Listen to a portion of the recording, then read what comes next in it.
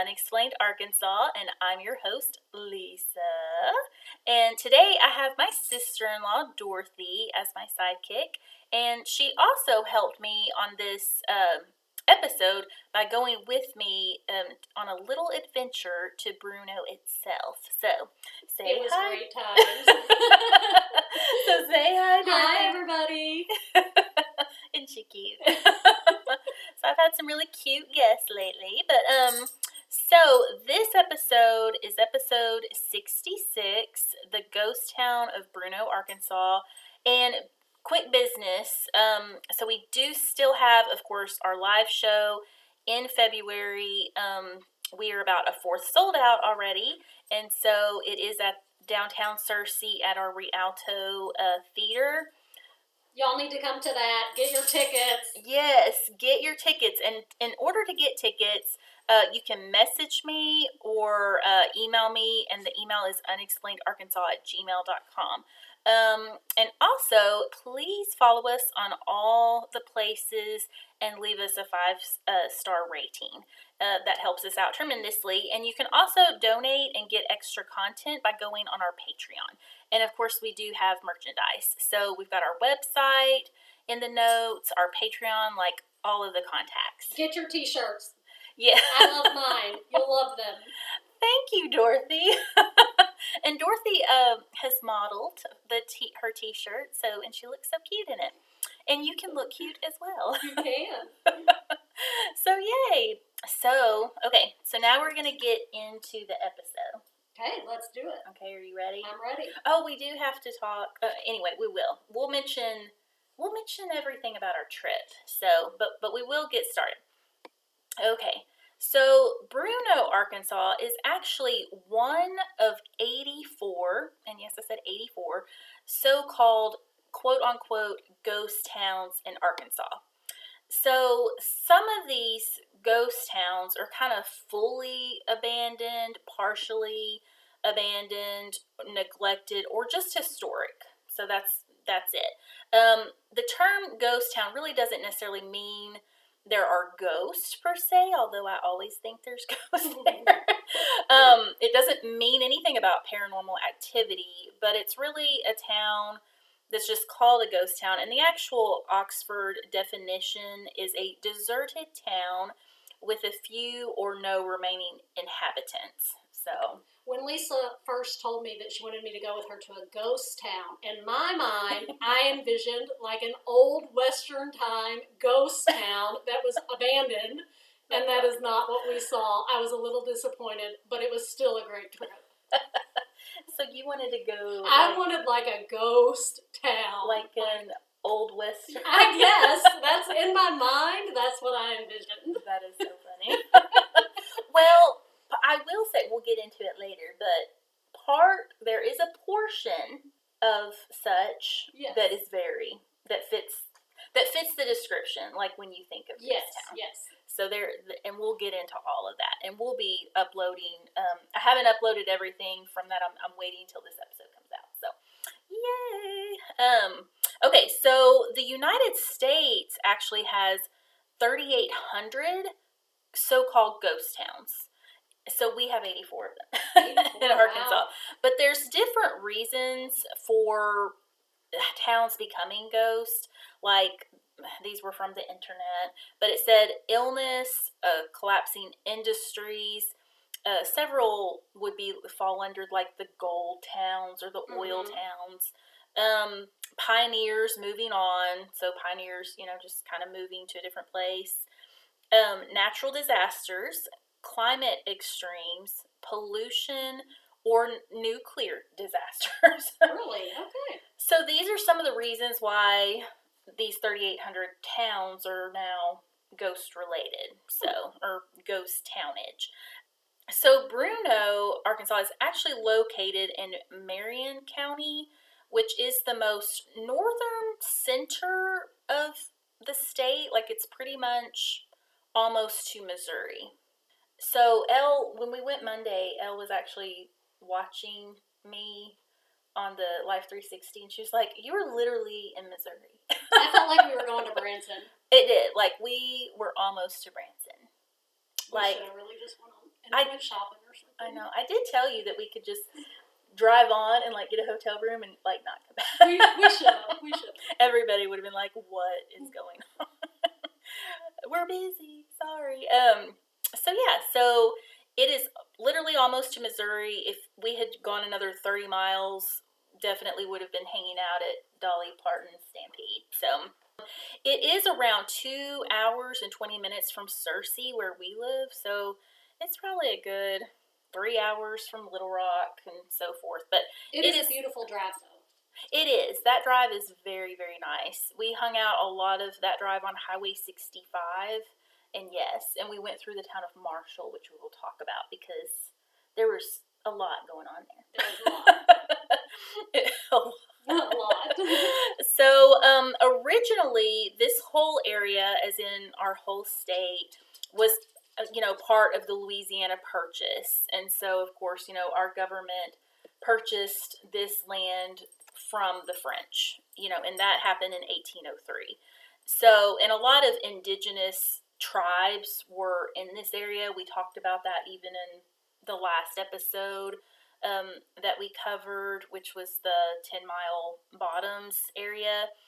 And so it said that the Shawnee tribe actually lived in this area. And the Shawnee peoples were known as being extremely affable. Like, they were really kind and they had really sweet dispositions. Like, really? That's what they were known as. And I they were, see that. I know. And they were also known as, I thought this was interesting, they were also known as being very handsome people. Like, very lovely physique-wise. And ooh la la.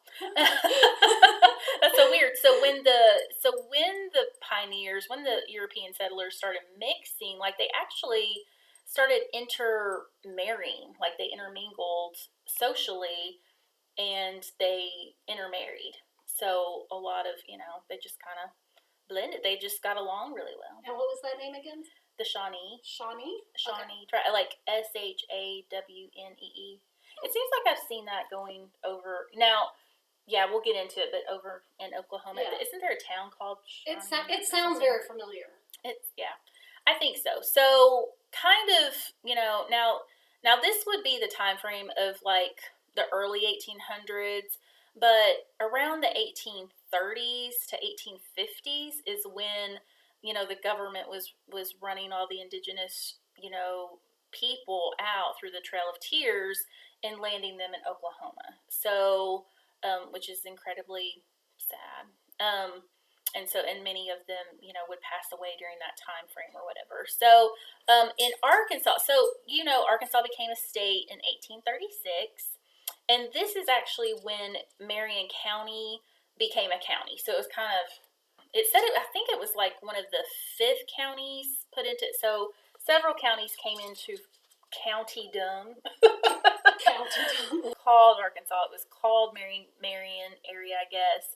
But it actually officially happened when the state became part of the Union. Okay. So that was interesting to me. So Marion County has been around for a long time, and of course there were people, so hanging out there. It does say this Marion County was actually named after General Francis Marion, who had been a big hero in the Revolutionary War. So do you know when that was? So the Revolutionary War was in the late 1770s, because we became. So I didn't know I was signing up for a history class. You are. This is what we do. Okay, and as you can see, guys, this is the fun one. So in Marion County, where Bruno is today, so the area was known, actually, before it was called Bruno, it was called Ebbing Springs. So Dorothy knows all about this spring, and we'll kind of get into why. The spring was beautiful. It was very beautiful. So the spring does exist today. The spring literally ebbs, which is also known as being a rhythmic spring or a periodic spring, because the flow increases and decreases. According to our wonderful new friend of the podcast, and this is a shout out to Buddy Bebout. I think I'm saying that correctly. He is a United Country Realtor, and we will plug his information actually in our show notes. He will get into how much he helped us. Buddy was amazing. He was amazing. But the high point, Buddy did show us the spring.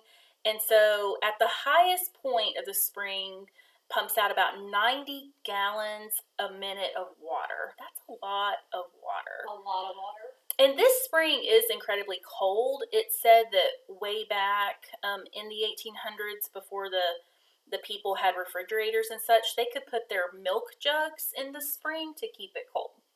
Wow. So wow. It was beautiful, and you could just hear it running, and the water was so clear. Yes. It was beautiful. Yes. And I will say this little side note. So, you know, Buddy was showing us the spring, which is on his property, which we'll talk about. So it was it was so clean and clear that evidently watercress can grow like on top of the spring and the creek that it produces. So he like pulled this watercress up and like he took a bite, and he was like, "Dorothy, would you like to try it?" I'm like, "Sure, why not?" And I'm like, and you did so good. And I'm like, I won't. I have such a weak stomach. It was very much like a radish. Yeah. Yeah, and that's how he kind of described it too. Yeah. But I figure if he was eating it, it wasn't going to hurt me. Yeah, and then he discussed, he's been all over the world into many different countries. So he has a very, like, strong stomach. I have such a weak stomach. There's no way. I mean, I get sick on, like, everything. He did say that they use that in their food a lot. Oh, yeah. They'll get the watercress out of there, and there were some other, was it?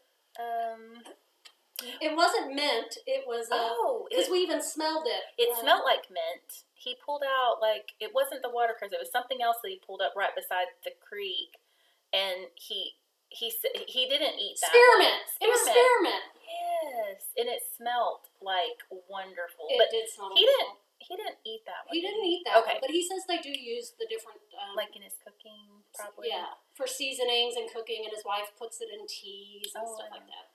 It smelled divine. It did smell amazing. So I did not partake of any of these creek foods, but...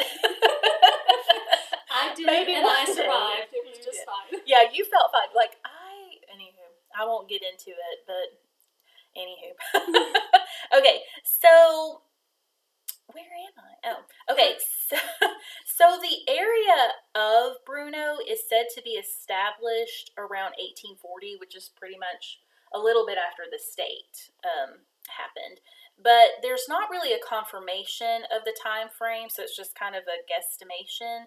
There's not really an origin. I could not find anything that stated why the area was called Bruno, because typically it's like after someone or something. Mm-hmm. Now, I will say I did find that Bruno is mainly a German word, and it means brown. Brown, okay. But, yeah, so who knows on this particular thing. But, so really not until, we're fast forwarding to February of 1885. So there was a man named Ezekiel Atkins. So he comes along and he actually opens a general store there in the area. And he petitions for a new post office to be called Bruno. So this is really the first time that something is called Bruno. Okay, so now the people... Yeah, so the people might have been saying Bruno for years, but the first legitimate item was 1885. And the supermarket owner is the one that got it to be called that. Yeah, so of course he automatically becomes the postmaster in a little bit later that year. It took about 9 months to get that done back in the 1870s. So 1885. He had multiple businesses. He was a supermarket owner and the postmaster. Yes, he wore a lot of hats. He was a hat-wearing man. So before that time, there was actually a post office established, but it was actually under the name Hampton Valley, and that was only, it wasn't even that, far back. It was 1878. So that was kind of the first one. And there was a church in the area which is still said to be active today. And it says that it became into existence in 1871, so even before the post office. And it's called the Pleasant Valley Baptist Church. Is that the one we took the picture in front of? See, and I don't know. So we did, when we went to Bruno, and we did, in fact, our thumbnail of this episode is the picture of the church. So it is literally called the Bruno Baptist Church. So I'm not sure if this is one and the same with Pleasant Valley or not. So people phone let us know. Now the church there that we saw was not open. Like it was active. It looked very good and active. It was well taken care of. Yes, and it looks very active. I did look it up on the Facebook, and yeah, they had videos and everything. So it does look very active, but it just wasn't open on Monday. They were off. So within a few years after, 1885, so within this time frame, so Bruno actually had a grist mill, 2 general stores, not just one. It had a blacksmith shop, a drugstore, a steam saw, and cotton mill, and a church. So it had all of those buildings. Oh, it had a lot going on.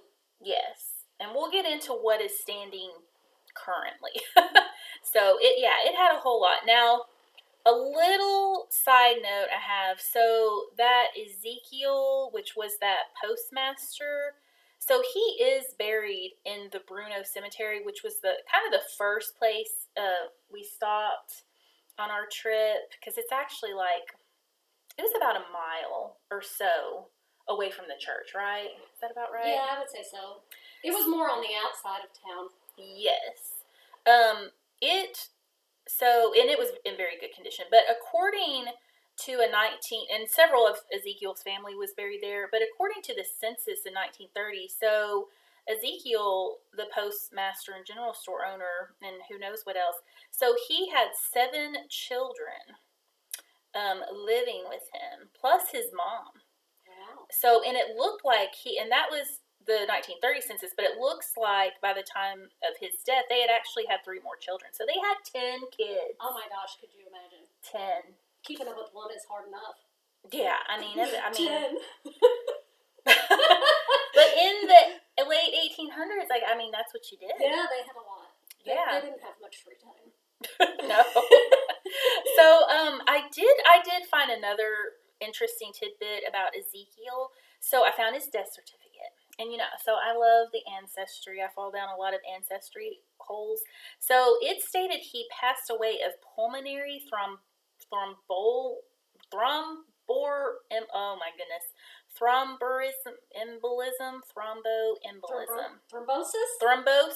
but it was embolism. So basically that's a blood clot, correct? Well, so in 1930, they really had, we're talking 1930s. Mm-hmm. So basically this prognosis was the symptoms was shortness of breath, weakness. So it really sounded like a heart attack, and they just labeled it as a because pulmonary is heart or lungs, isn't it? I think it's lungs. Lungs. So yeah, I think they label a heart attack, and he did live to be 75, even with 10 kids. And 10 kids. And he was born in the 1800s. He was born in 1860. So evidently Ezekiel has some really good genes. Sounds like it. He did good. So, okay. So that was exciting about him. So other past postmasters, because this was evidently the happening job. I'm not going to name them all, but there were 10 people listed, so that you weren't really a postmaster for very long. Was it all of his 10 kids? It wasn't. It wasn't. There was a Huddleston, just a few years later, a Cantrell, an Evans. It seems like maybe it was just an appointment. Well, it's not exactly. It's every 3 years or less, there was a new one. So it wasn't really a job that people kept. Now, this guy kept it for this Wickersham. He kept it for almost 10 years. But this other guy, Henry Fulbright, he was only the postmaster for a year. Would postmaster be something that you run for, like an office, or is it more of just I can't a job? tell. Like because the very first one was just like appointed. Mm-hmm. So I don't know if it's just a point if like you don't want to do it anymore, so you find someone that will do it. Yeah, maybe so. So now it does say so the last postmaster mentioned is a Robert Elam, and he was appointed in 1922. So it does say that he like between him, the Elam and the Angel families in the area, that they have remained the postmaster. So the families have remained the postmasters to this day. To this day. And I don't know when this was written, but it's like a history of Bruno. So yes, and I will say the male situation. There is probably a male person, but there's literally a box, and we'll kind of go into that today. I mean, the male does not go to the houses. So some more interesting things about Bruno. So business had begun to grow rapidly in Bruno. So cotton was extensively the biggest producer. It was shipped by barge and hauled down to Batesville. So they would put it on a barge on the river, and then they would put it in a wagon to get it to Batesville. And I guess that's where they had their factory for it. So cotton did remain the number one cash crop until the Depression, which is in the 30s. So it gradually gave way to permanent pastures and livestock. So, and I will say, as of today, it's just land. I mean, there's just tons of land, big land. It looks Lots like of farm fields. yes, cows, Yes. lots of cows, lots of heifers. Lots of heifers. Me and Amber hanging out there. Lots of us. So yeah, so it's a lot of that going on. So Bruno was at that time, of course, a really long drive from Yellville or any surrounding towns.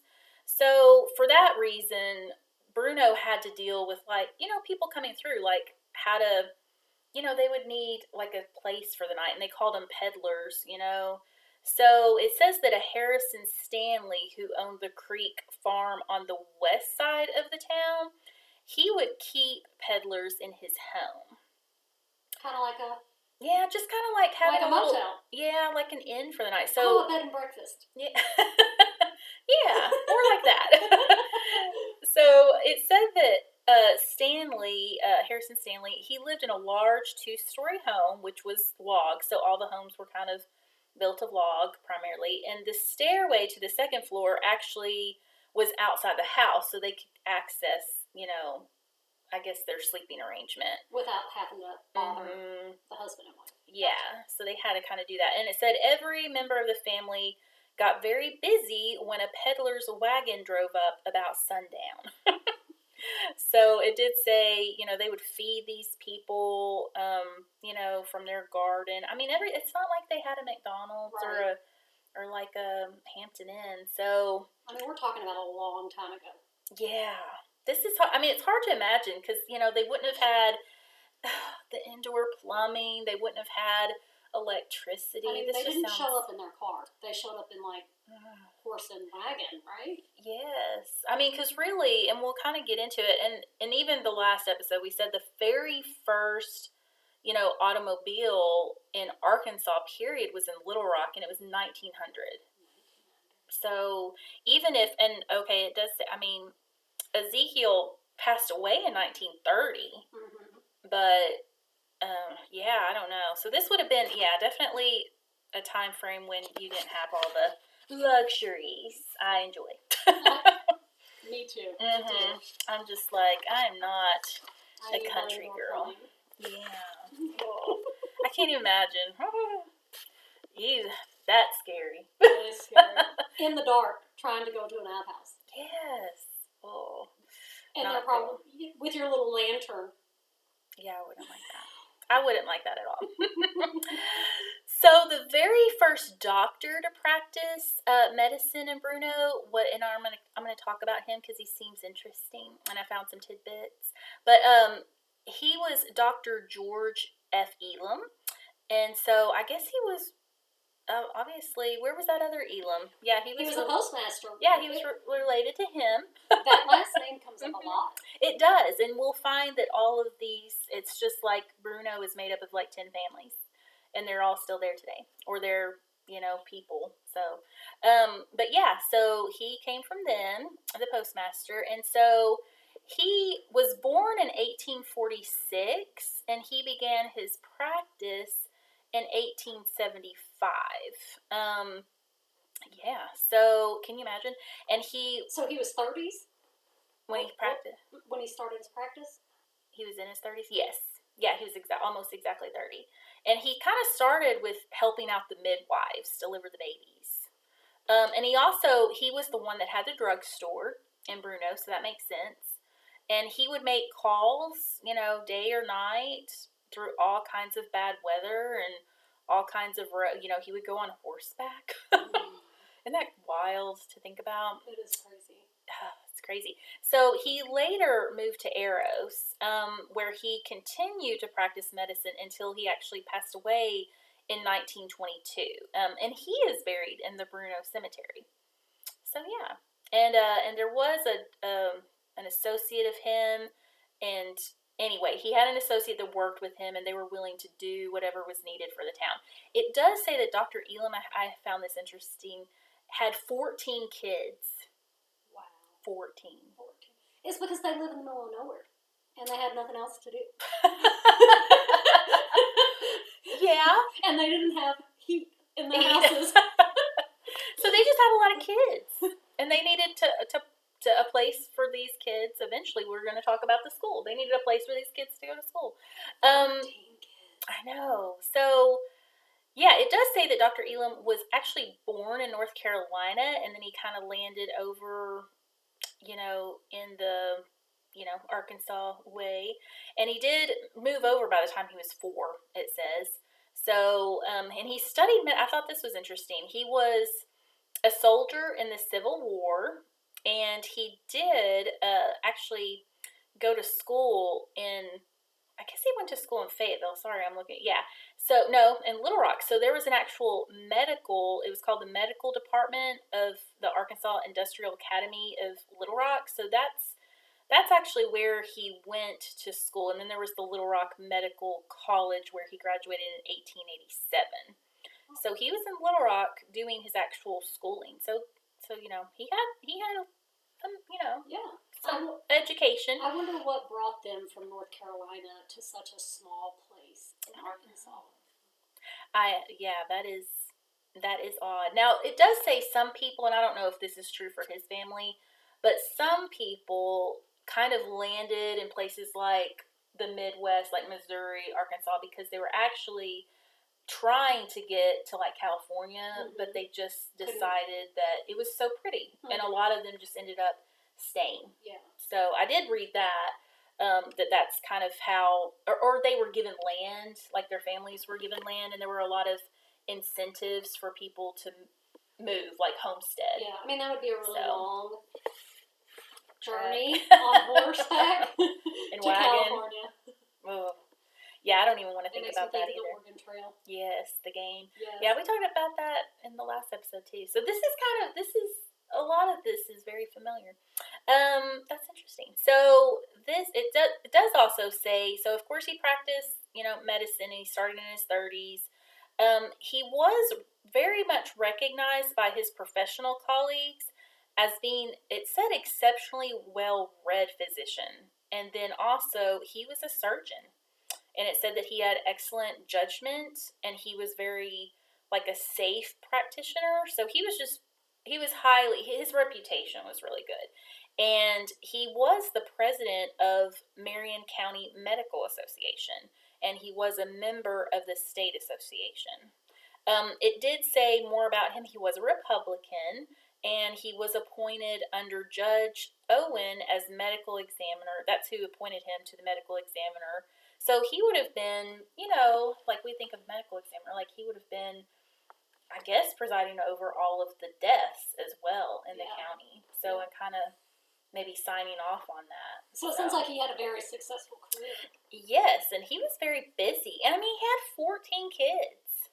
He needed to get out of the house for a I know. Yeah, I mean, and I think, I believe, don't quote me on this, I kind of tried to do a lot of research on him, but I believe he married, so he had 14 kids, but I believe he was married, and then she passed, and then he remarried, and I think he remarried a very young wife, and then had the more kids. So I think that's what happened. Okay. For that. That's a lot of kids. That's a lot of kids. It also said that he was most of these people, when you look at the census, like, it lists them actually as farmers. Like, he's a physician, he's a doctor, he owned a drugstore, but yet sometimes it would just list them as farmers. I don't know why, but he did own a good-sized farm. It was 207 acres, and his son actually did the farming and was very professional and profitable as a farmer. So, and a lot of these people did have farms, even though they were like the postmaster or physician or whatever. Well, there's so much land down there. I mean, we saw that, so yes, it makes sense.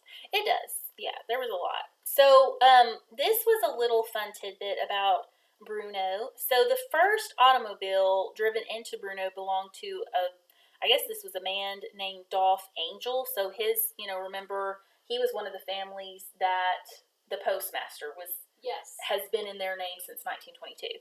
So they were the very first people to bring an automobile in. So 1912. So remember, the first one came into the state in 1900, but they brought this one in 1912. So the roads... So 12 years later. So 12 years later. It took them to get their first vehicle. Wow, that's interesting. Yes.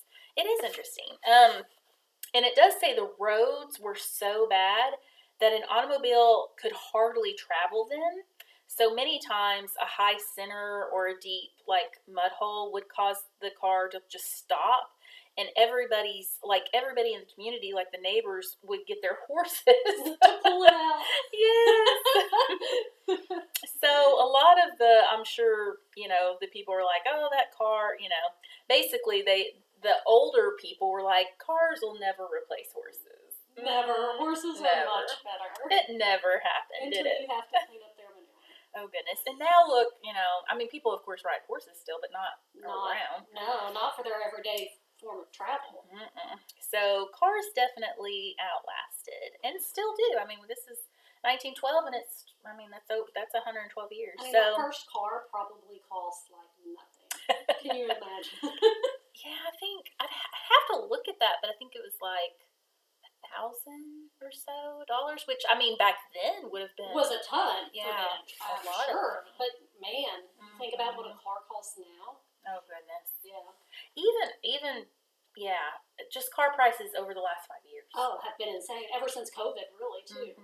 Yes, and once things go up, it seems like they don't go down. Never. So the first schoolhouse built. So now we're getting into the schoolhouse. So the very first one that was built at Bruno was actually near where the Bruno Cemetery is now. So that's interesting to me because we didn't know that. I didn't know this at the time that we went, and there's definitely not a remnant of the schoolhouse. But that schoolhouse, of course, was made of logs, and so it just didn't last. So many children actually got there by horse, or they walked for miles and miles to get to the school. So obviously there's no lunchroom. It was just probably like a room schoolhouse situation going on. So everyone brought their lunch, and at noon, they had like kind of a little recreation time and such. The school concentrated on, reading, writing, arithmetic, like how they say, and there was very little light or ventilation. Ventilation. Can you imagine? And then it says all the work was done on a slate. So basically, I guess they had I'm thinking of, Little House on the Prairie. And do you remember that show? Do you know that show? I do. I barely know that show. but I couldn't recall like every episode. Oh, yeah. But when you say slate, I think of, yeah. Like people will use them for pavers to their house front porch and stuff. Like slate pavers, right? What? Slate. Yeah, I think they mean like a little black. slit. Yeah. And it comes from like a rock. Like they would have Oh. found that outside, correct? And they would have made their slates, and it would have been very similar to a chalkboard. That's what I envision. Well, you're probably envisioning accurately. I'm like, I don't know what you're talking about. I'm just I don't know. I envisioning. could be completely wrong. I'm just envisioning like a little chalkboard. Like they each had like a little chalkboard in their hands, and they would just kind of write on it.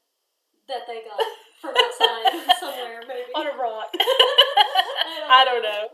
You're probably right for sure. I'm like, I don't know. Probably not.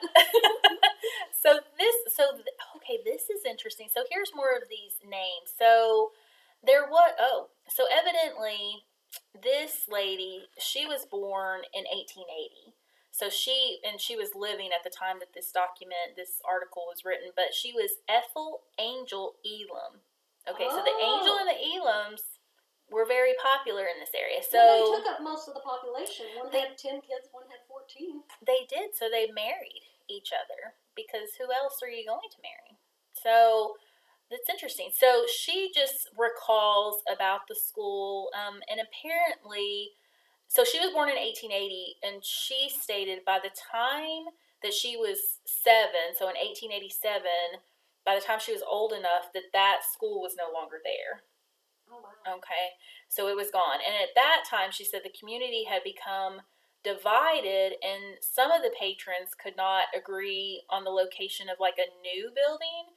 So there were actually 2 schools erected, one on the east bank and one on the west bank of Hampton Creek, which Buddy did tell us about that. And because they were kind of within sight of each other, so they became huge rivals of each other. So the children actually would come down to the creek and they would throw stones at each other. Yes, Buddy did talk about that. Yes, so so this was aligning with this article. So what he was telling us. So that is very interesting. They just couldn't agree, so they made 2. Yeah, and I then love the kids that. threw rocks at each other. Yeah, that sounds about right for anything. But by 1920, the people had become convinced that the 2 schools were not really working anymore. They weren't really solving any problems for the area. So kind of in view of this decision, and with some, I guess, the cooperation of the state or county or whoever, probably the state, so they formed the actual Bruno School District, and it was created by Act 278 of the 1920 legislation. So they did get together and decided to build a new school on land purchased from Ezekiel Atkins and located very near what's called Hull Spring, which I'm guessing is part of that Ebbing Spring because it's right there. So a nice building of cement. And this is really before what we saw, but a nice building of cement blocks was constructed. And in the fall of 1921, the new school was opened with qualified teachers, and it actually also had a 4-year high school. So we're talking their first school with a high school was 1921. 1921. Okay. So the Ezekiel that donated the land, would have been... Is that the same Ezekiel we talked about earlier? Yes. Okay. Yes, he is just... The supermarket, he was the first postmaster. Yes, he was a rockin' and a rollin'. He was. He was everywhere in Bruno. I wonder what he looked like. I'll try to find a picture and post. I'm sure he was very dapper. I bet he was. Especially if he had come from any of those Shawnee tribe people. Who were good physiques. I know, who were so handsome. Anywho, so there was a professor. It says Professor Williams was actually the first superintendent for this 1921 school, and his wife was the home economics teacher. So this was kept very in the family. So this name's going to come up. Listen to this, Dorothy. This will come up later, too. So a Mr. J.B. Ewert, and I have never found what the J.B. stands for. I have searched and searched and searched. So if you know people of Bruno or Marion County, please let me know what the J.B. stands for, because I thought maybe it stands for James. I found things that came from a James or a Joseph. So let me know. But Mr. J.B. Ewert, a young man who he was to spend most of his life in the school, so he was the first vocational agriculture teacher. Bruno, and this is something that Buddy told us as well, was the first vocational agricultural school west of the Mississippi. So it was really it's said to have the very first chapter of what would come of, be the FFA. That was so interesting to me. This little town in the middle of Arkansas gets the first FFA chapter. First. And FFA... On this side of the Mississippi. Yes. I've never participated in such, but... We know. In fact, I think I told Buddy, I said, I don't know how to grow plants, but I'm very good at killing them. Not that has anything to do necessarily with it. I know FFA does a whole lot more, but Searcy High School has a very active FFA, and it's very popular, and the teacher there, I believe it's Mr. Safley, he's a very popular teacher, so just FYI, I sub, so I hear things. I'm in the know. FFA is very big in Arkansas in general now. Yeah. So to come from that area, I would think that's a pretty big thing for the town of Bruno. I would think so too. And this J.B. Ewert, you would think he'd be so popular that I would know his name. Mm-hmm. But no. The last name sounds familiar. I don't know if it came up. Well, it's coming. Okay. It's coming. It is. So the first, and they did also kind of have, I guess he was in charge, or maybe just the FFA would put this on, but they would have I guess that same year, they would have the first father-son banquet that was held that year. And it's been held every year. Yes, and that is father-son, not father-daughter. And Buddy had talked about this, and we'll kind of get into why, but yes, so it was, the women actually served at the banquet. So the women were there. But we weren't allowed to participate. Not participating. We were the workers. Yes. It was a different time. It was a different time, a different place. So now, I'm sad to say this because Daryl is the best little daddy ever, especially to a girl. And him and Elle have never done a daddy-daughter dance or banquet ever. And it's because it always fell on a dance weekend or something. She always had dance. So he never got to do the banquet thing, but he was living his best dance dad life. Yeah, that keeps him busy enough. It does. He gets a pass. He does get a pass, yeah. So they had these banquets that started at the same time, I guess, as the school and the FFA, and Mr. Ewert is, basically the school grew, and Mr. Ewert was a huge inspiration to all the boys there. And it's not talking about girls, so I don't know if girls are I think girls are getting to go, but they're just mentioning boys at this time. So it said that Mr. Ewert, a fun little tidbit about him, he never wore a coat, even on the coldest days. He always came to school with the sleeves of his white shirt rolled up. So I guess he was just like a heater of a man. My dad's like that. Well, not anymore, but... It's very interesting that that's the tidbit about That's the tidbit. He never wore a coat. Yeah, we do have people in our family that we can say that about. Yes. But to be your husband, the tidbit that's left. About him. Yes. He didn't wear a coat. He didn't wear a coat. Okay. And it said that little boys in the first grade, they would observe this, so they too would not wear their coats, and they would roll up their sleeves, and they would just be freezing cold. And the mothers, they couldn't do anything about it. They were just, they looked up to it. And they did. They loved him, and that was what they did. So isn't that cute? So that's why probably the tidbit is, because all the kids, Yeah. So it says from the very start, the necessity of a workshop was recognized with the school. So Mr. Ewert, with the help of his boys, built a nice new building. Oh. So this is so he was the one that, and Buddy had talked to us about this. So he was the one that got the money. There was a federal grant that the kids, could get, or the school could get. And they organized it. Now he did say there wasn't a PTA, of course, at that time, but there was something called a mother's club that they organized. So they kind of formed what would now be considered a PTA, but they called it the Mothers Club. And so they would they were in charge of all the functions. Got the federal grant. The actual boys built that building. They did it together. Yes, they did it together. They did all the work. And so here's the deal. So me and Dorothy found, so when we drove into Bruno, the very first thing we saw was the church because it said Bruno. Yeah.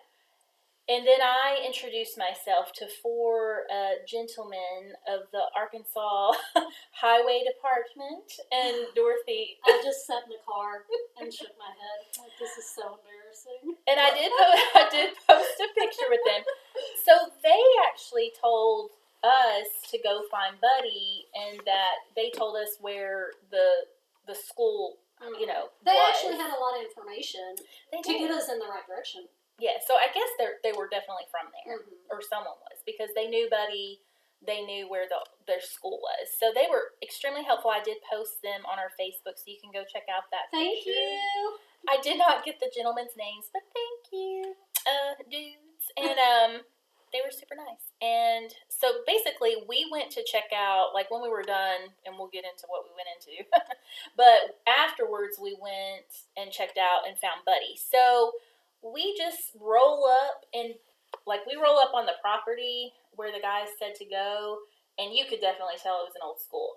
And there were 3 large buildings set up. So we just parked by one, and then we could see cars, so we knew someone was there, and so we didn't want to trespass or anything, Yeah, we never recommend trespassing. Yeah, we never do that. Winking.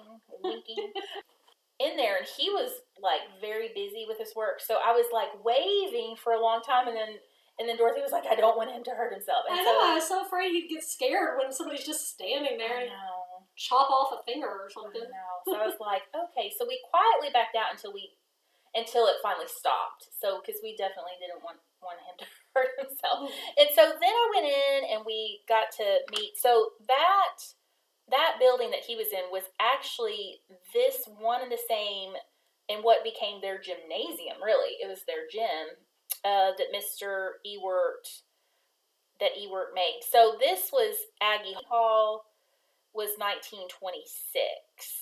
And the buildings are, of course, still standing. They were very well made. They're made of, cobblestones.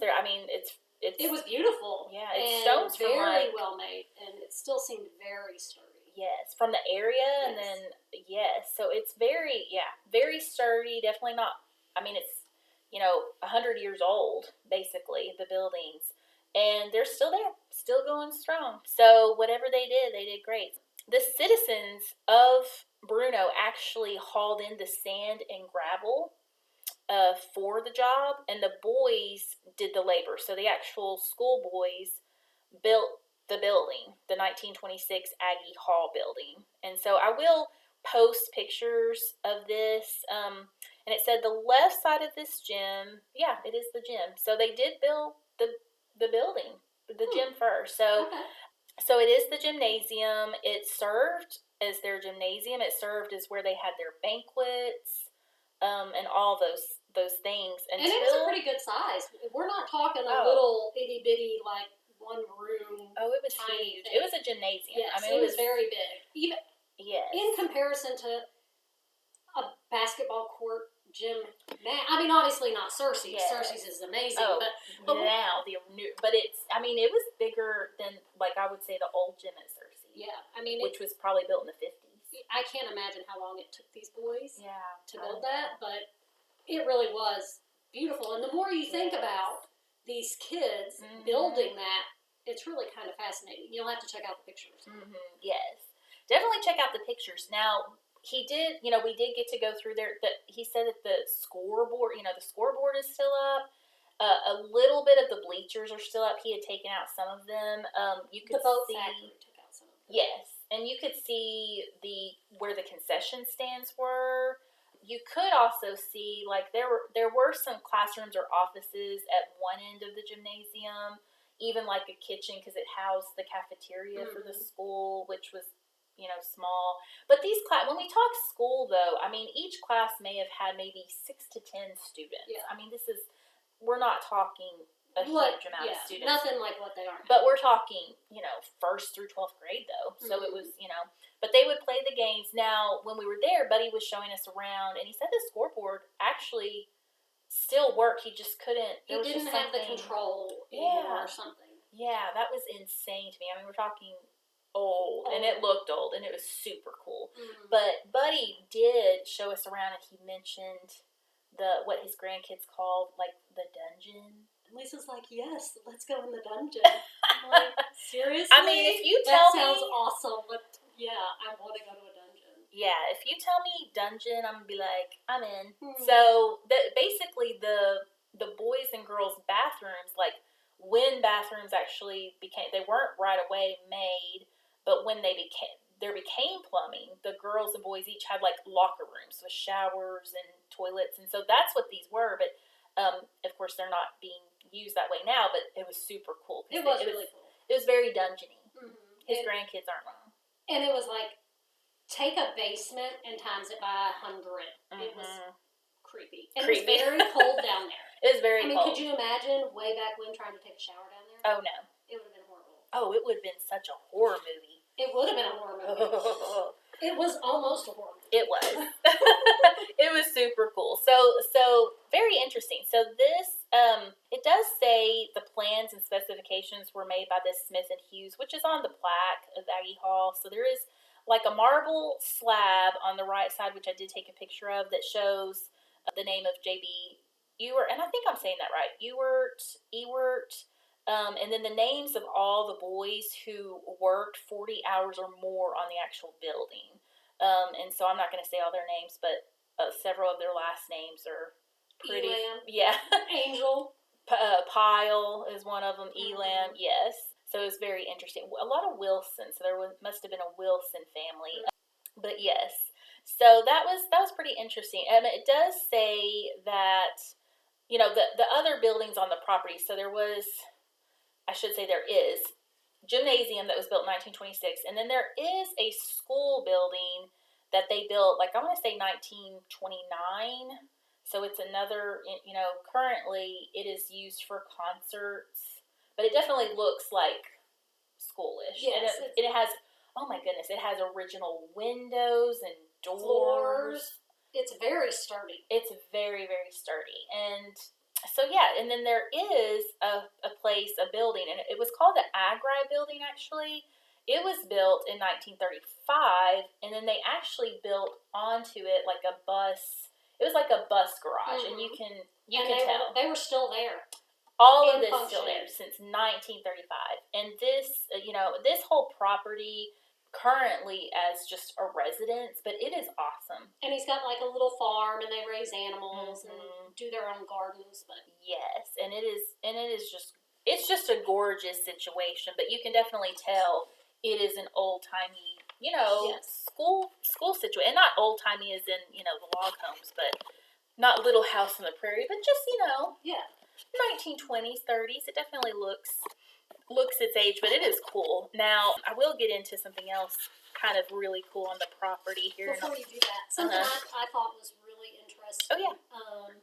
On the sidewalks between the buildings and going to the gym and the schoolhouse, every graduating class wrote their name in slabs of the concrete. And that was really cool. And they were still in great shape. And you could read a lot of the names. And he said some of the students that have graduated from there have come back since he's owned the property. And that it held a very special place in their hearts. Yes. And I thought that was really amazing. It is. I mean, and I did ask him if anyone ever, because they did have, I didn't know for sure if they had like a school, like a place to live, or if any instructors lived, but nobody lived on the property when it was a school, but it just felt homey. It did feel like homey. It did feel like you could have. Mm-hmm. Although if you were showering in the gymnasium, it'd be a nightmare. It would be weird. It'd be scary. Buddy did say that they did not have, obviously, indoor plumbing when the school was first built, and that the outhouses were like, I mean, what did he say? Like a They quarter were- of a mile or something Yes. away. Yes. And he was like, sometimes the kids couldn't make it. They'd be like, we gotta go to the bathroom, and it would be cold, and they'd be trying to get on their coats and trying to make it to the outhouse, and I'm like, oh God. Yes. Yeah, he did talk about it. He was like, sometimes, because if you can imagine, like a first or second grader, They're not making it. Yeah, they're not making it. It is not happening. So it does state in 1927 that the Antioch school dissolved and Bruno began actually transporting students to their classroom. So I guess that's when, I don't know where the Antioch came from, but evidently this, Bruno was growing, I guess. When they built these schools, when they got this situation, they would grow. They would take on other children's. And it did say, again, I mean, automobiles, think about it. The first automobile in Bruno was 1912. Yeah. So, anywho, it's just interesting. Let's see, the Hearst Matthew Hall. So, of course, you have Aggie Hall, built in 1926, and then you have the Hearst Matthew Hall, which is the building that we talked about, like the schoolhouse. Like, it housed all the actual, I guess you would call them, like, classrooms. Yes. But Buddy, said that different years of the school, maybe some of them were open classrooms, some of them were closed or partitioned. So it really depended on, the different years. The Hearst Matthew Hall was built in 1929. And then you did have the 1935. Isn't it interesting that the gym was built first? Yes, it is.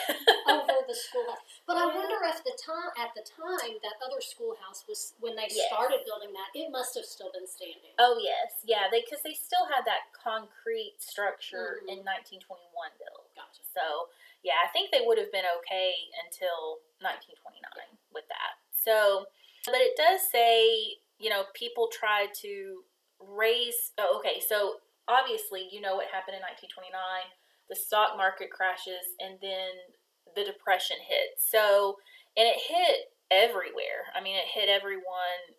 And so people were raising food during the Depression for people.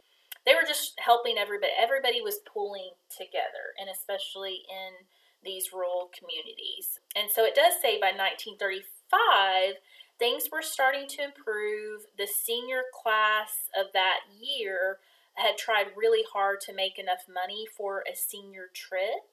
Wow.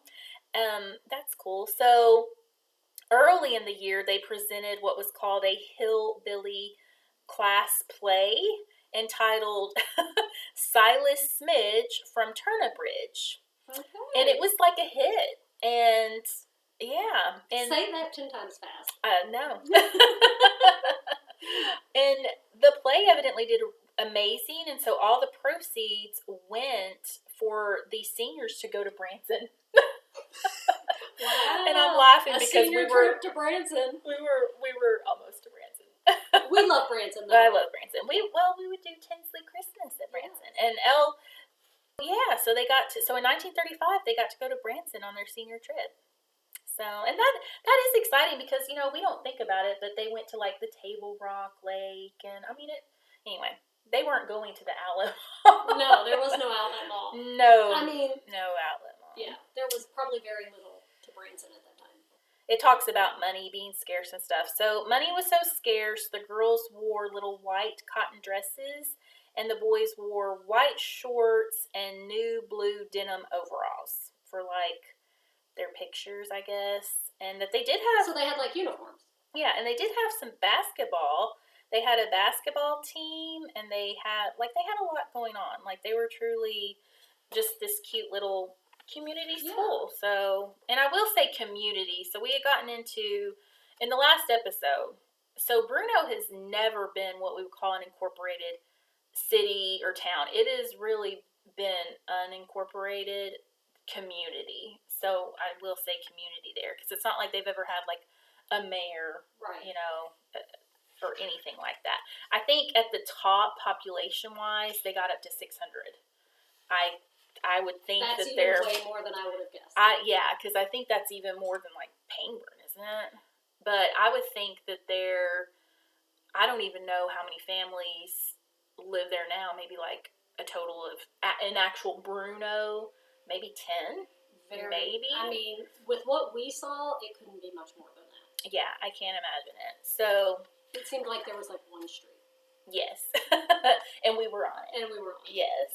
The school, the Bruno school there that Buddy had shown us, and that, you know, the buildings are still there, but the actual school consolidated into the Bruno Pyatt School and relocated to Eris. And this happened in like 1973, it said. And I believe what I understand now is that even that school has consolidated, like, into another school. So I think that was fairly recently. Yes. So this, you know, so it lasted a good, you know, while out there, but nothing. I mean, basically, Bruno has not. It was built in the 1920s and it lasted till the 1970s. Yeah, the buildings are there. Yeah. So basically, the school hasn't existed for 50 years, though. So that's weird when you say that. But since that time, the actual, so once the school actually consolidated, the actual buildings went from being like the school, then, you know, Buddy told us it was a boat factory, and then there was a sewing factory. A sewing factory, yes. A textile. Textile, yes. And so different businesses have used the place, and like I said, probably in the last several years, it's been a residence. Yes. So it's been a personal residence. But it is very much there, a very cool place. I would say most of it, even though it has been used as a residence, most of it is unchanged. Yes. Like, yeah. I mean, we didn't go into his personal home where he's living, but even any improvements they've made are very minor. Yes. I mean, they've made improvements, but yeah. In fact, you know, Buddy has done a lot to I guess that, the one built in 1929, I'll have to look at that name. The actual schoolhouse? Yes. So he has done a lot of work there, and by himself, he's a handy man. He is a handy man.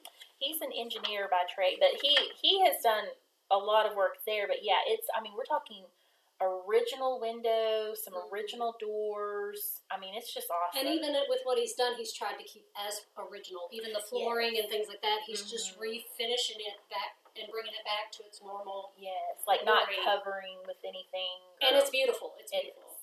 Yeah, it is a very pretty place. And where Dorothy enjoys eating the watercress straight. You only live once. I know. So I will talk about, on the property, I thought this was interesting. There was literally an Olympic-sized swimming pool. It was huge. It was huge. And it was built behind the 1935. So the most recent house, which was the shop house, it was originally the shop, and then they built on the bus garage, and it's like the Agri building. Yeah, the Agri building. So it was built behind there. You know, the students used it and such, and basically it is huge, absolutely huge. It was 10 feet deep at least. I can't even tell you how big it was. It was huge. It was massive. I will show some pictures of some of it. I will post pictures of it. Currently, it has the most beautiful. Are they rabbits? They're rabbits. Oh gosh, they were so cute. He does not use it as the pool. Yeah, it is not used as a pool. It takes a lot of water to fill that pool. Yes, and evidently it just was of, he stated, poor design. So they would actually. So this was 1935. Right. So they would. I mean, there was no way they could get water, you know, pumped into like water like we think of, and then there was no. You're not treatment. turning on a faucet. No, and they pumped they had a pump house for it, and they would pump the water from the spring. Yeah, and you know how cold that was. So it was incredibly cold water, so the kids really couldn't, they would pump it in. They would have to wait a few days before it was even of a temperature that they could get in, because it's freezing. Yep. And then, of course, there's no chemicals and no filters. So it would turn green, so then they would just start all over. Yeah, they would start all over again. So that's what they did. But he did say that the boys and girls were allowed to swim together.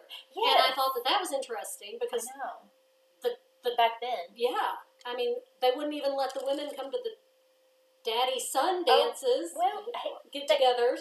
except to serve, but they would let us swim with them. It was very interesting. It is very interesting.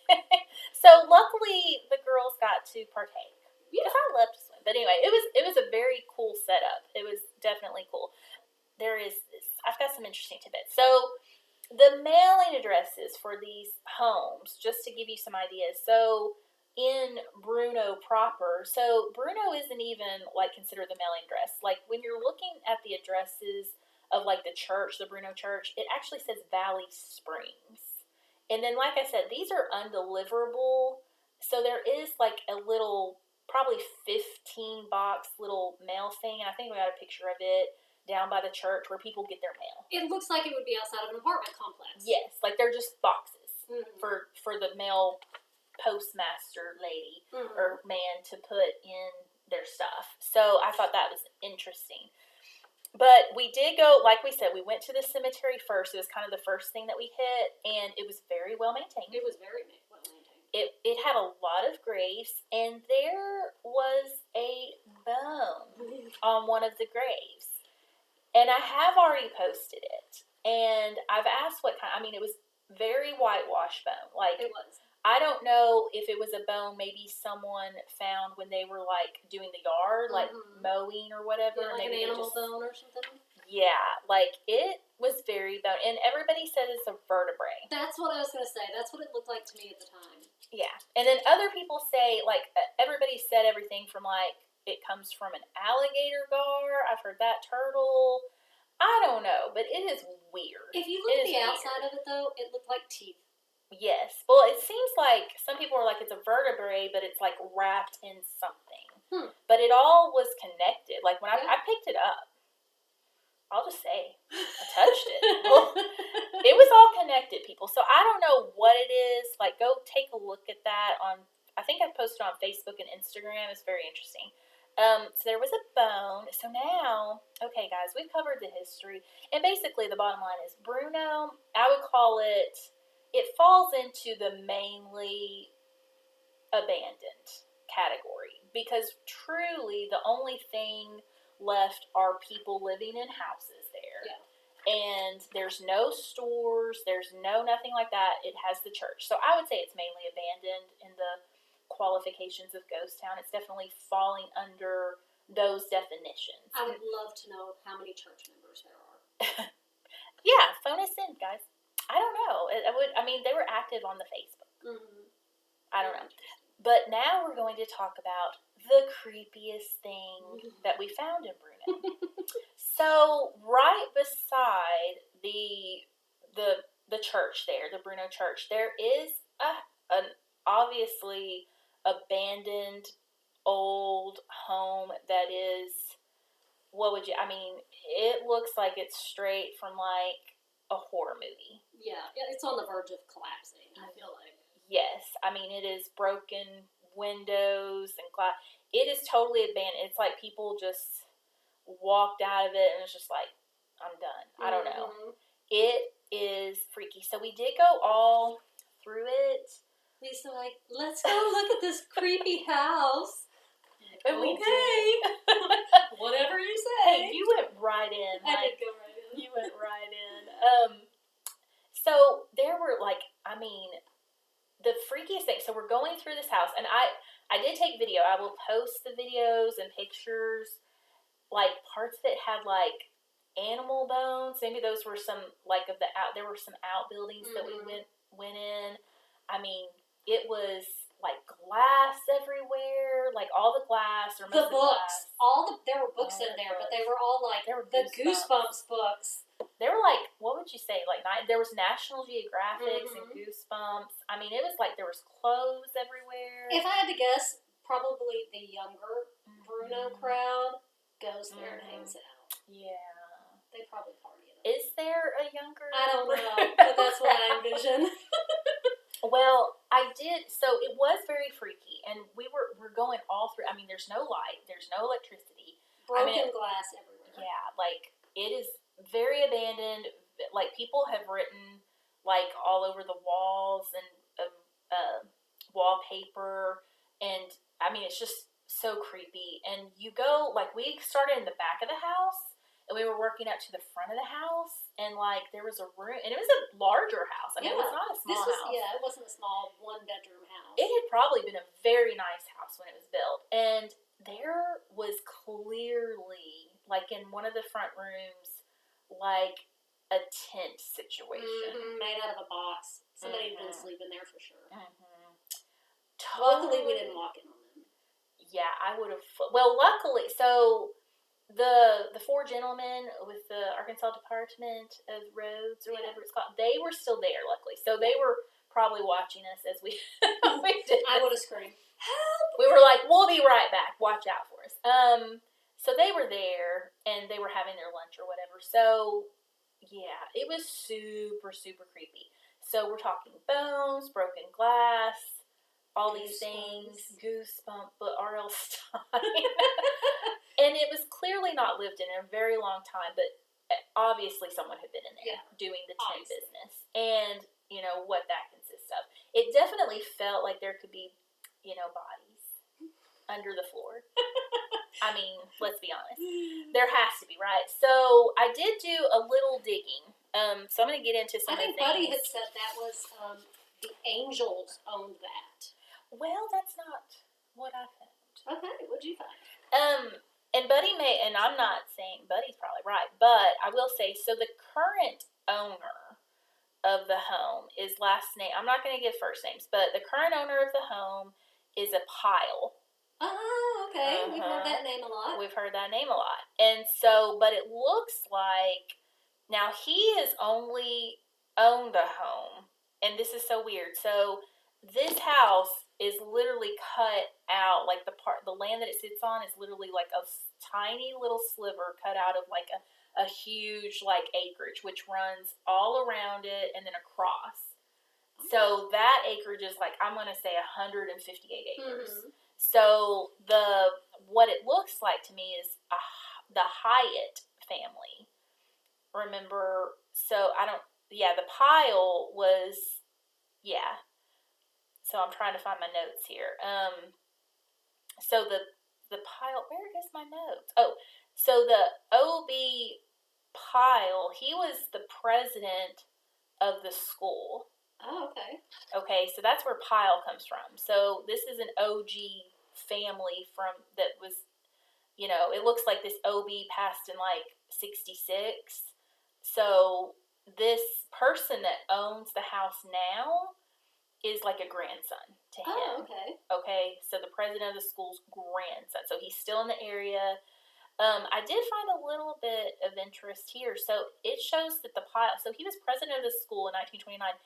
He shows in the census that his parents lived with him, and they could not read or write. Oh. And this was like just a census from maybe like the 1930s census or whatever. Isn't that interesting? That is interesting. But he was president of the school. So, and he died, the poor guy, but he made it to 79, but he died of stomach cancer. I did find his, what do you call it? His death certificate. So the Pile person that owns it, so he had actually purchased it from this Hyatt family, and the Hyatt family owns all that acreage around it. So it looks like the one Hyatt, so I'm trying to see this connection. So he was a justice of the peace there. He is buried in Bruno. So all of these people, like it looks like he had taught. So his name was Sonny Hyatt, and he actually taught at the Bruno school there in 1960, and he was a coach. Oh. And so this is all connecting. So anyway, he owned this. So he probably lived in that house, is what I'm saying. Oh, yeah. So this Hyatt, and they probably lived there, but I think what happened... And it was very close to the school. I mean, you could have walked there. Yeah, you could have walked to the school. So, and it was right there beside the church. And so it looks like this Hyatt, the Sonny Hyatt that was the teacher and coach, like he and his wife probably lived there, owned it or whatever from what I can see. And then it looks like maybe they passed it on to one of their sons. Mm-hmm. And then those were his son and his family were the last ones to live there. But it would have passed on, like, I mean, we're talking, I believe it passed on in 2015. ish time frame. So they may have lived there for a long time. Isn't it amazing that it stayed in the family that long? Yes, Usually somebody's going to sell it off or something. Yes, and all that other land around is still in their family. Yeah. And then it's interesting to me that the Pyle, which of course the Pyle family owns a lot of the land there too. Mm-hmm. So it looks like several of the OG families are longtime landowners. Well, that's awesome. In the area. So they have stayed. So they love, so basically, is that house haunted? Probably. I don't know. It's probably been vacant about 10 years, is my guess. Yeah. So we were walking through that. So, and if it hasn't, I don't know. If anyone has more information about the abandoned house, it is right there on Highway 235, right beside the Bruno Church. You so can't miss it. Yeah, and it is. Yeah, and it was in the Hyatt family and went to the Pyle family. Currently, like very, very recent. So it's very interesting. It probably, and again, it was super creepy. I'll just say that. It was very. And I will overgrown. post. I will post. Just as any abandoned property is creepy. Right. I mean, especially if it's older, and it is an older home. I mean, I would love to know the stories from there. Yeah, I would love to know their stories. So yeah, so it was a very interesting dive into the whole history of Bruno. I did not know anything about Bruno. I didn't know anything about Marion County or whatever. So it was a very interesting little trip. It was. So when we were driving there, so it takes about, it took 2 hours and 20 minutes, right? Mm-hmm. So we get to Marshall, which was right under 2-hour mark. And so we left here in the morning. So we were like, we got to stop because I knew there was not going to be a bathroom situation, like for an hour. We would be like, so we stopped. Go into the bathroom on the side of the road. And I don't do that. No, we need public bathrooms. I need like a real toilet. A flush, as Amber would say, a flushable toilet. So, we stopped in Marshall at this gas station. It's the one that has the McDonald's. So I've been there before, several trips to Branson. So anyway, so we stopped and we talked to this lovely little girl that works there. And, I'm just talking about the pot. I'm just introducing. I'm like, is anything interesting? I don't even know what I say. But she proceeds, and I'm not going to drop a name. I'm not going to say a name or anything, but she proceeds to state that there was a sheriff killed in Marshall. And of course, the Janie Ward case comes out of Marshall. And we cover that extensively. Please go listen to that. But she proceeds to say that the sheriff was killed. And the man that was, basically he was convicted of it, and then he was acquitted of it, still is in town, comes into the gas station all the time, and he's pretty okay. He's a pretty okay guy. Well, Dorothy, we leave, and I'm like, that was an awesome story. And that gas station also, you bought pumpkin butter. And you were I did buy pumpkin butter, and I was so excited. I'm so excited about that. And my dad, you should have seen his face. He was like, it's like, I got you something, and he's like, what? And I gave it to him, and he's like, it's pumpkin butter. Backstory, my dad's mom, my grandmother, used to make pumpkin butter. She passed away in 2007, and we haven't had pumpkin butter since. I didn't even know it was still a thing. And then in this gas station in the middle of nowhere, there's some Ozark Mountain pumpkin butter. So, super excited. Yay. Yeah, you bought 2 jars. You bought the only 2 jars there. The only 2 they had. Mm-hmm. And that is so sweet. I'm so glad you found that. He was so excited.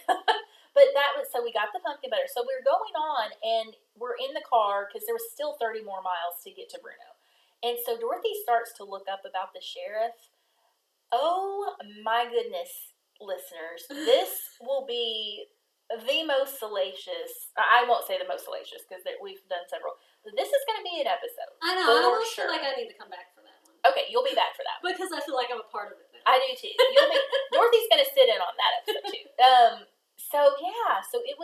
So we got a case from that Marshall trip, and then on the way back, so we went on to Bruno. We came back, and I get hangry. You all know this. I get hangry. We stopped and ate in Marshall at the Daisy Queen. The Daisy Queen, which I had never been to. I know, and it was so good. And we had fried pies. Fried pies. It was delicious. I would take one right now. You would take one right now. Well, I will say, I'm excited because it was fun. It was a fun episode. It was a good day. It was a good day, and we did that. And okay, so we're recording this on the 12th. In 2 days, Unexplained Arkansas will be 1 year old. Wow! Officially 1 year old. We are officially award winning. Two times award winning. So thank you to the Arkansas Podcast Coalition.